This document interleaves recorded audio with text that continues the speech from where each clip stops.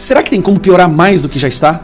Será que tem como a gente afundar ainda mais no buraco e a situação dessa aberração do judiciário, da ditadura do Brasil, ficar ainda mais escancarada? Pois hoje nós tivemos uma comprovação, sim, sempre tem como piorar. Nós conseguimos aquilo que eles achavam que era impossível.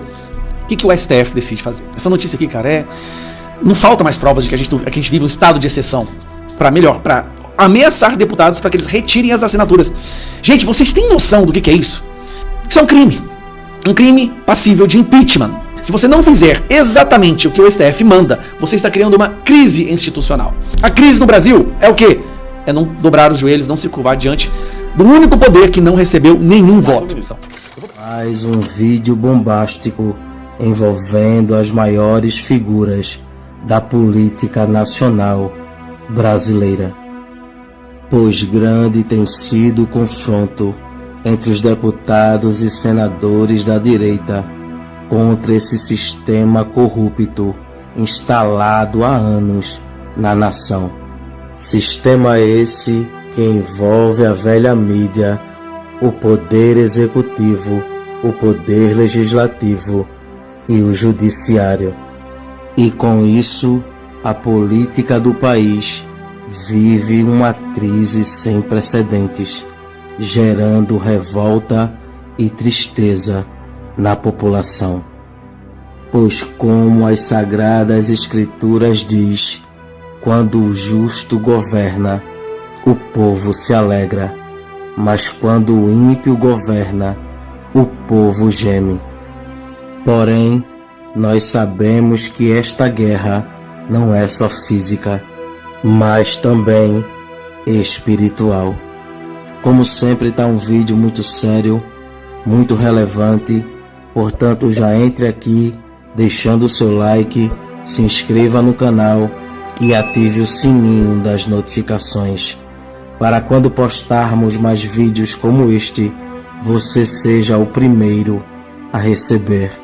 E também para que o algoritmo do YouTube reconheça que este vídeo é de grande relevância e distribua para mais pessoas, fazendo assim uma grande corrente patriota.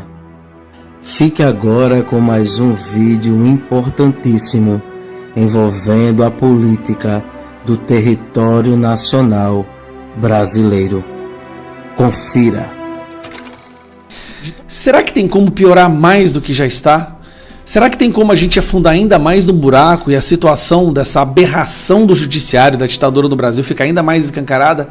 Pois hoje nós tivemos uma comprovação, sim, sempre tem como piorar.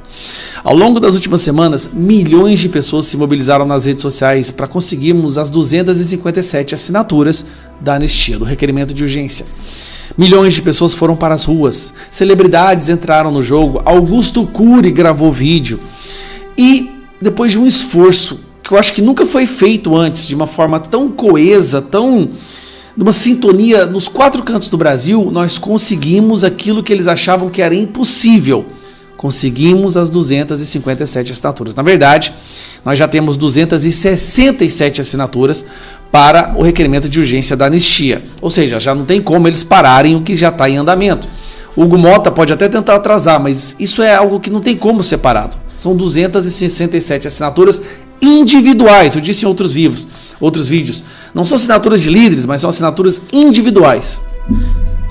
O que o STF decide fazer? Essa notícia aqui, cara, não falta mais provas de que a gente vive um estado de exceção. Ministros do STF cobram o governo Lula para retirar assinaturas da base pela anistia. Ministros do STF, Alexandre de Moraes, Gilmar Mendes, a gente já sabe quais são eles, né? Barroso, cobram o governo Lula. Nós estamos falando do STF interferindo no executivo para que o executivo mande os parlamentares retirarem as assinaturas de um projeto de lei que é prerrogativa nossa, dos deputados. Cara, isso aqui é uma daquelas manchetes que a gente fala, agora sim chegou no fundo do poço, não tem como piorar. Vamos lá. Integrantes do Supremo Tribunal Federal enviaram recados, olha só, parece gangsters, né? Recados a membros do governo Lula sobre a necessidade de entrar em campo para retirar votos de apoio à anistia. Mais de 100 deputados do partido da base do Lula assinaram a urgência da proposta que tramita na Câmara.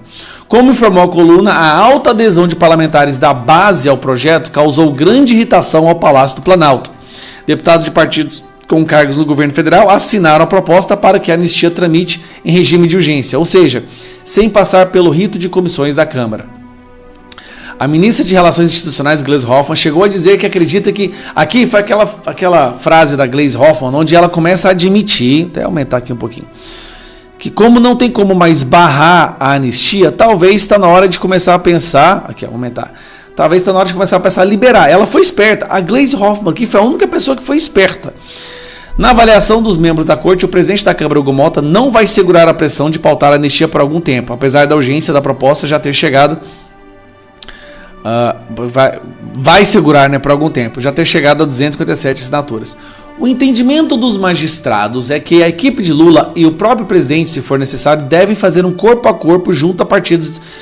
Olha o que o STF está falando. O STF está falando para o presidente o seguinte: vai lá e tira essas assinaturas. Isso é uma espécie de ameaça, né? Até o projeto ser protocolado na Câmara, os parlamentares podem retirar o apoio. Ou seja, o projeto provavelmente será protocolado amanhã, segunda-feira. Então hoje nós estamos vendo o STF trabalhando, olha que incrível, né? O STF trabalhando no domingo. Para quê? Para impedir, ou para melhor, para ameaçar deputados para que eles retirem as assinaturas. Gente, vocês têm noção do que é isso? Isso é um crime. Um crime passível de impeachment. Isso aqui, ó, lei do impeachment. Aos juízes é vedado dedicar-se à atividade político-partidária. Qual é o exemplo de atividade político-partidária? Não sei, mas talvez mandar o presidente do Brasil tirar assinaturas, ameaçar deputados para que eles retirem as assinaturas. Eu acho que isso é uma atividade político-partidária. Aí vai lá, ó. Já a lei número 1079 de 1950, lei do impeachment, diz o seguinte no artigo 39. São crimes de responsabilidade dos ministros do Supremo Tribunal Federal exercer atividade político-partidária. Exercer atividade político-partidária. O que é exercer? Vamos dar um exemplo para vocês. O que é exercer atividade político-partidária? Seria mais ou menos isso aqui, ó. Ministros do STF cobram Lula para retirar assinaturas da anistia. Isso aqui, que saiu na imprensa, é exercer atividade político-partidária. Alcolumbre, com todo respeito, quando é que nós vamos voltar a ser realmente independentes? O Congresso, deputados federais e senadores. Até quando nós vamos aceitar coação, intimidação, ameaças de um dos poderes para que seja feito apenas o que eles querem? Aí eu vejo alguns falando assim, mas isso é para não criar uma crise institucional. Crise institucional é um termo que foi forjado, né, há alguns anos. E o que significa crise institucional? Vamos explicar. Qual é a definição de crise institucional hoje no Brasil? Não fazer exatamente o que o STF manda. Se você não fizer exatamente o que o STF manda, você está criando uma crise institucional. Do ponto de vista a única instituição que manda é o STF, o resto tudo deve ser capacho e obediente, e se não obedecer ao STF, você está criando uma crise. A crise no Brasil é o quê? É não dobrar os joelhos, não se curvar diante do único poder que não recebeu nenhum voto. Nós somos uma democracia onde quem manda é o poder constituído por pessoas que não receberam nenhum voto. Pense, deixa isso assentar na sua mente. Uma democracia onde quem manda não tem voto. Existe isso? Ou será que o Brasil é o primeiro a criar essa nova categoria?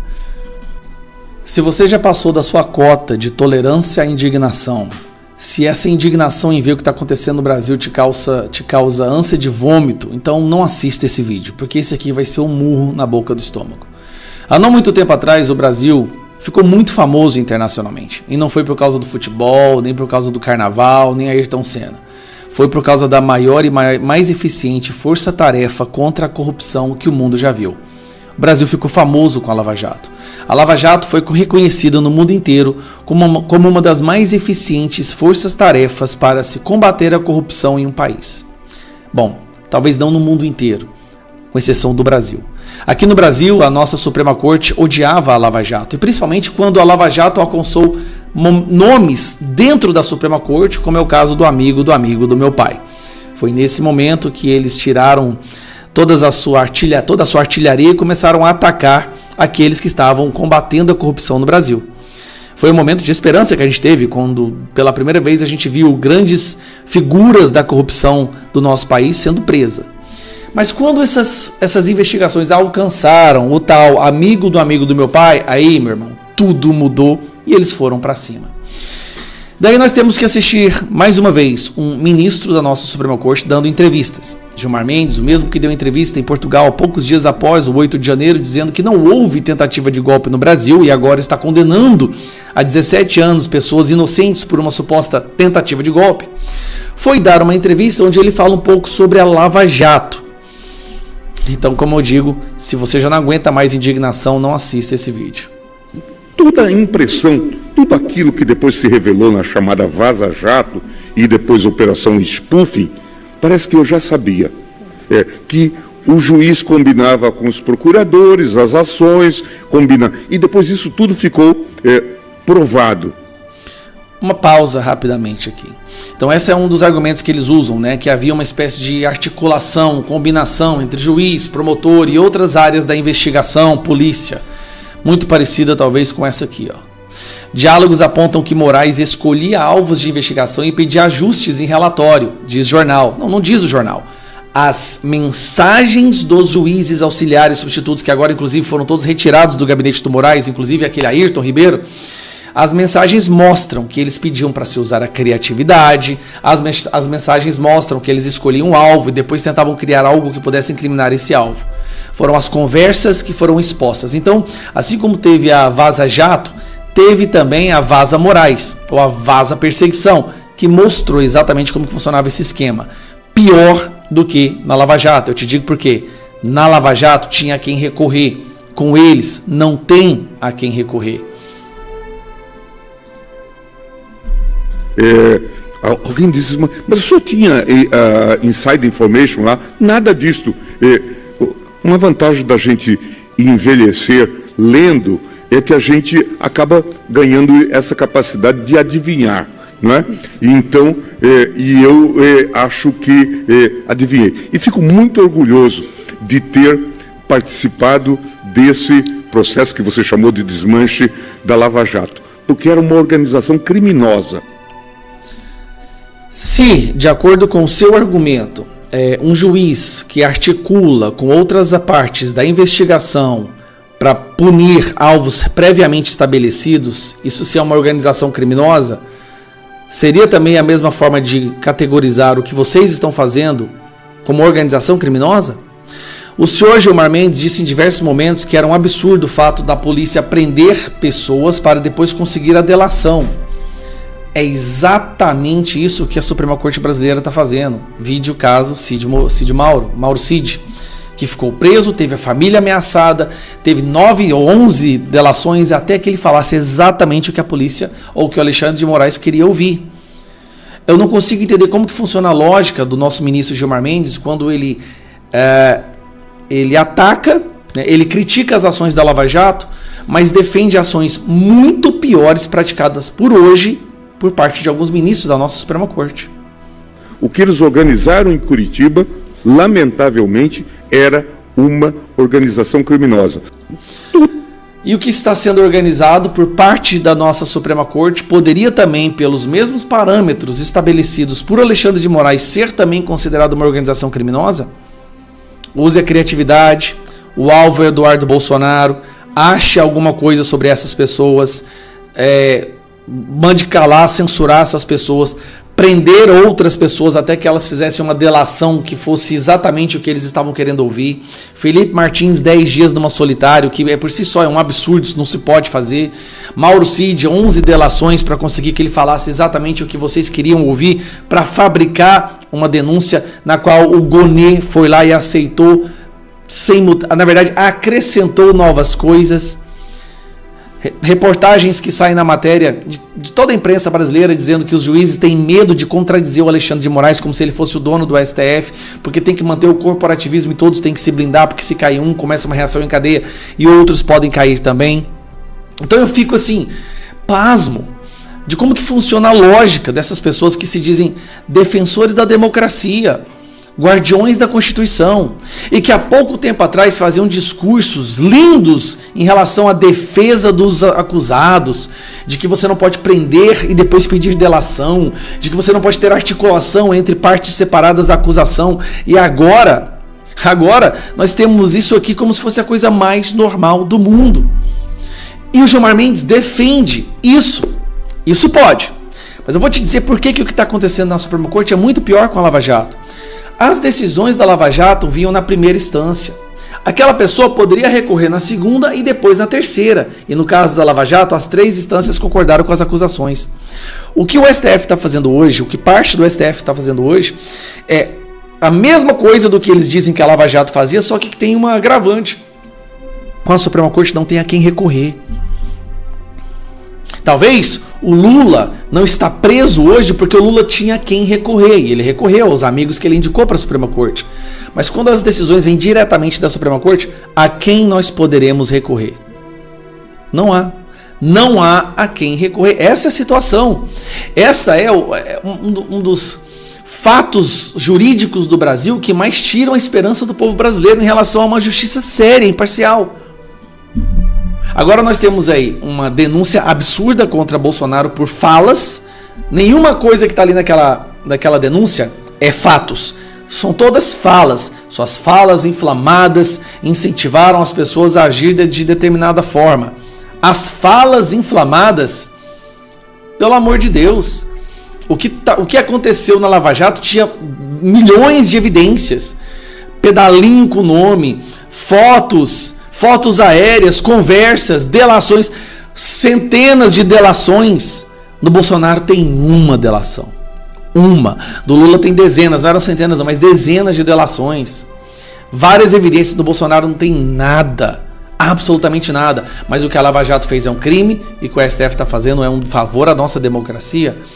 Faça-me o favor. Olha, sinceramente, eu não sei como que a gente aguenta viver com tanta indignação com o que eles estão fazendo.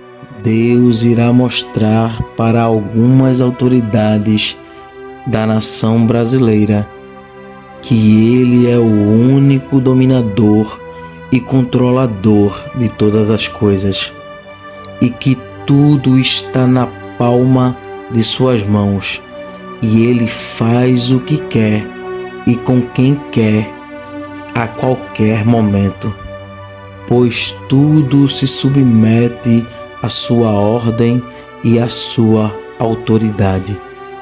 Cada dia que se passa, Deus vem mostrando ao povo brasileiro que está trabalhando em prol desta pátria e que tudo que está em oculto será revelado.